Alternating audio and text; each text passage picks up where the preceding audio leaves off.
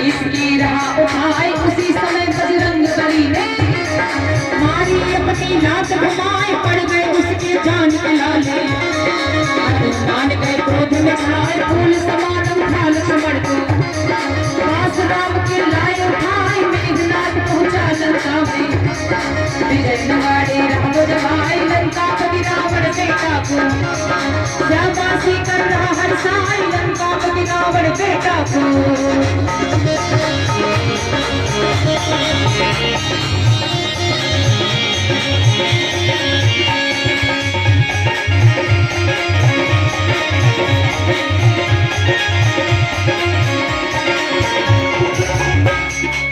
जैसे घमासान युद्ध हो रहा था इधर मेघनाथ ने विचार किया क्या करूं,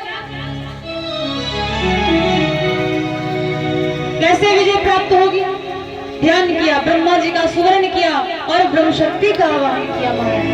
जैसे ये ब्रह्म शक्ति प्रकट होती है छोड़ दिया लक्ष्मण की तरफ।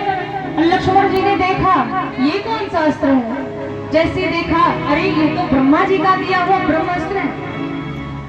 लक्ष्मण जी ने विचार किया मैं यहाँ पर देवताओं का मान सम्मान गर्व बढ़ाने के लिए आया हूँ, उनका मान घटाने के लिए नहीं, इसलिए ये ब्रह्मा जी का अस्त्र है, उनका सम्मान रखते हुए इस अस्त्र को स्वीकार करना होगा।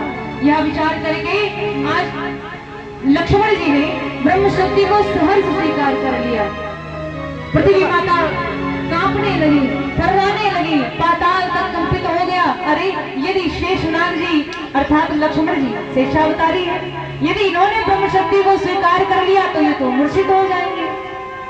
जब इनका बैलेंस बिगड़ेगा, ये अपना संतुलन खो बैठेंगे तो मेरा क्या होगा। ये पृथ्वी माता ने सोचा हम तो इनके शीश पर विराजमान है, हम तो कहीं ना कहीं गिर जाएंगे।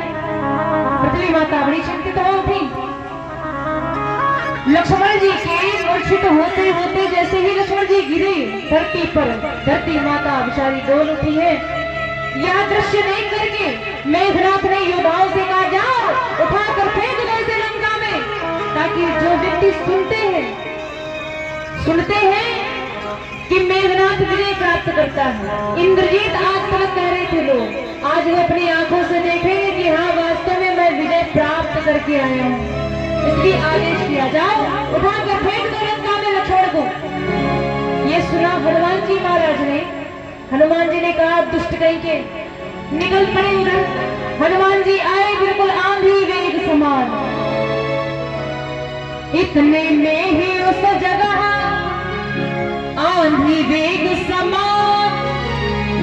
हनुमान जी महाराज पवन पुत्र कहलाते